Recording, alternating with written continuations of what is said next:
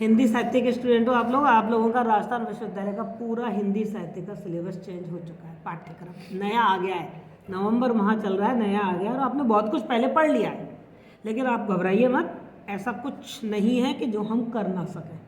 समय अभी भी अपने पास बहुत समय है, अपन इस काम को बहुत अच्छी तरीके से कर सकते हैं।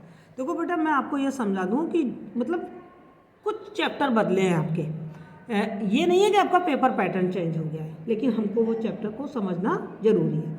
आप सब जानते हो कि आपके दो पेपर होते हैं, फर्स्ट पेपर और सेकंड पेपर। जो फर्स्ट पेपर है उसमें आपके रीतिकाल है, मालूम है आप लोगों को। रीतिकाल में हमने केशव को पढ़ लिया, केशव की हमने रामचंद्र का ये पढ़ लिया है, ठीक है। इसमें कुछ नया आ गया है, जैसा रावण अंगद संवाद नया आ गया है, अपन देख लेंगे उसको, दोबारा देख लेंगे, कोई बात नहीं। पहले भी पढ़ा हुआ आपका गलत नहीं, मतलब खराब नहीं होगा, क्योंकि हमने केशव की काव्य कला पूरी पढ़ी हुई है और उससे संबंधित प्रश्न आते हैं। दूसरा जो चैप्टर है आपका बिहारी का है, तो बिहारी के बहुत सारे दोहे हमने पढ़े हैं, इसमें केवल 4 या 5 दोहे ऐसे हैं जो नए जोड़ दिए गए हैं, उनके भावार्थ मैं आपको समझा दूंगी। तीसरा आपका देव है, देव के वही हैं जो हमने पढ़े हैं, है ना, कुछ अलग ज़्यादा चेंज नहीं हुआ है। भूषण में वही चीज़ें जो हमने पढ़े हैं, कोई ज़्यादा चेंज नहीं है। घनानंद में कोई ज़्यादा चेंज नहीं है।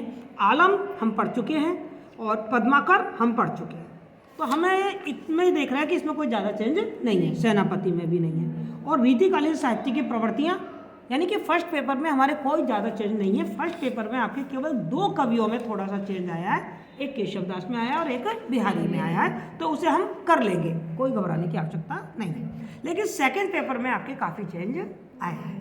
जो आपका सेकंड पेपर है वो नाटक, एकांकी और कथेतर विधाओं। अभी तक आपकी कथेतर विधाएं नहीं होती थी, आपके केवल नाटक और एकांकी हुआ करता था। अब आपका जो नाटक है वो नाटक आपका आया है हानुष, भीष्म साहनी का लिखा हुआ नाटक है ये हानुष, और बहुत शानदार नाटक है। आप जब इस नाटक को पढ़ोगे ना तो एक कलाकार की पीड़ा को महसूस करोगे। मैं केवल आपको एक संकेत दे दूं, जब आप हानुष नाटक को पढ़ रहे होगे ना तो आपको एक घटना याद आएगी। आपने सुना होगा ना, ताजमहल 7 आश्चर्यों में से एक माना जाता है, बहुत सुंदर इमारत मानी जाती है। आपने ये भी सुना होगा कि जब ताजमहल बनकर तैयार हो गया तो शाहजहां ने उन कलाकारों के हाथ कटवा दिए थे, हैं? मतलब एक राज सत्ता, एक सरकार इतनी निर्दयी हो सकती है कि जिसके लिए काम किया उसी ने उनके कलाकारों के हाथ कटवा दिया, यानी कि कला को समाप्त कर दिया। ये नहीं सोच रहे कि ये कलाकार और भी कोई नई कलाकृतियां बना सकते हैं। बिल्कुल ऐसा ही नाटक है हानुष। ये जो हानुष नाटक है ना बेटा, आप पढ़ोगे तो इतना मज़ा आएगा। ये है ना, एक तरीके से चेकोस्लोवाकिया में एक कथा कही जाती है, जो कि हमारे जो नाटककार हैं भीष्म साहनी, ये कभी घूमने गए थे चेकोस्लोवाकिया। तो वहाँ इनको किसी ने, जैसे अपने जनता में कुछ कहानियाँ प्रसिद्ध होती है ना, ऐसे वहाँ एक कहानी प्रसिद्ध है। क्या है कि वहाँ पर है ना घंटाघर बना हुआ, घंटाघर पे घड़ी लगी हुई है, और घड़ी के लिए लोग कहते हैं कि ये घड़ी को एक कलाकार ने बनाया था, ये यहाँ की पहली घड़ी है, इसके पहले और कोई घड़ी नहीं थी, सबसे पहले उसी ने घड़ी बनाई थी। और सोचो, ये कहते हैं कि घड़ी बनाने का उसको इनाम क्या मिला, उस कलाकार को इनाम खूब मिला, दरबार में जगह मिल गई, और राजा ने उसकी आंखें फोड़। तो ये जब नाटक आप पढ़ोगे ना तो आपको बहुत मजा आएगा पढ़ने में, ना, इसलिए बिल्कुल घबराने की आवश्यकता नहीं। उसके बाद बेटा आपके पहले एकांकी सप्तक हुआ करता था।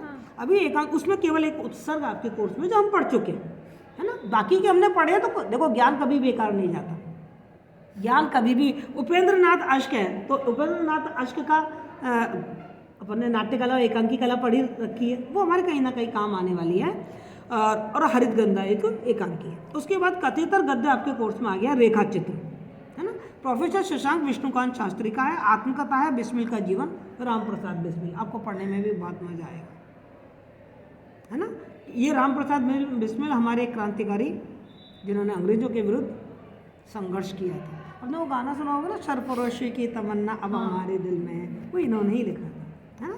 एक संस्मरण है 30 बरस का साथी, रामविलास शर्मा ने लिखा है। एक यात्रा वृतांत है, चीड़ों पर चांदनी, निर्मल वर्मा ने लिखा है। जैसे अपने ठेले पर हिमालय नहीं पढ़ा था यात्रा वृतांत, ऐसे ये चीड़ों पर चांदनी। और एक रिपोर्टाज है अदम्य जीवन, आपको यदि याद है तो आपका फर्स्ट ईयर में पढ़ा है। इसमें बंगाल के अकाल की पूरी, बहुत ही मतलब हृदय विदारक, जो उनकी आंखों देखा हाल है वो सारा।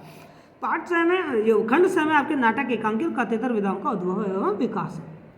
तो कथेतर विधाओं का उद्भव एवं विकास, ये मैं आपको फर्स्ट ईयर में पढ़ा चुकी हूँ कि फर्स्ट ईयर में कोर्स में हुआ करता था ये इस तरीके की चीज़।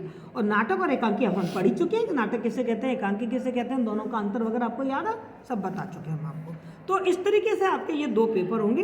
पेपर पैटर्न में कोई फर्क नहीं है, वही उसी तरीके से जैसे पहले व्याख्या आती थी, व्याख्या आएंगी, है ना। 2 में से 1 व्याख्या करनी होगी, यानी कि 4 व्याख्या करनी होंगी आपको। 8 व्याख्या आएंगे, 4 व्याख्या करनी है, 2 में से 1, 2 में से 1। और फिर आपके 4 निबंधात्मक प्रश्न आएंगे 14-14 नंबर के। क्लियर, कोई दिक्कत? तो पेपर पैटर्न में कुछ चेंज नहीं हुआ है, घबराएं बिल्कुल नहीं। इसीलिए मैंने आज आपको ये समझाया है कि आप एकाएक घबरा जाओगे कि हमारा पाठ्यक्रम बदल गया है, अब क्या करेंगे। कुछ भी चिंता करने की ज़रूरत नहीं है, अभी हमारे सब कुछ कंट्रोल में है, नियंत्रण में है, हम इसको क्लियर कर लेंगे।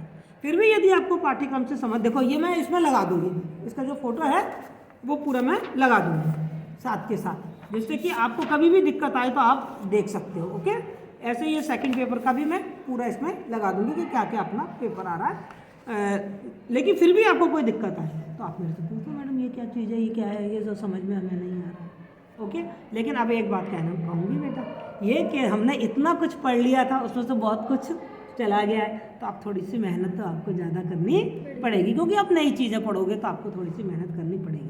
जैसे हमने कुछ पहले पढ़ लिए, नाटक एकांकी पढ़ लिए, अब वो एकांकी हमारे कोर्स में नहीं आए हैं। तो एग्जामिनेशन की दृष्टि से, नॉलेज की दृष्टि से तो बहुत बढ़िया हुआ कि आपको और कुछ नया नया पढ़ने को मिलेगा, लेकिन एग्जामिनेशन की दृष्टि से थोड़ा सा आपको मेहनत करनी पड़ेगी। तो तैयार हैं आप लोग मेहनत करने के लिए? मैं भी तैयार हूँ आपके साथ मेहनत करने के लिए।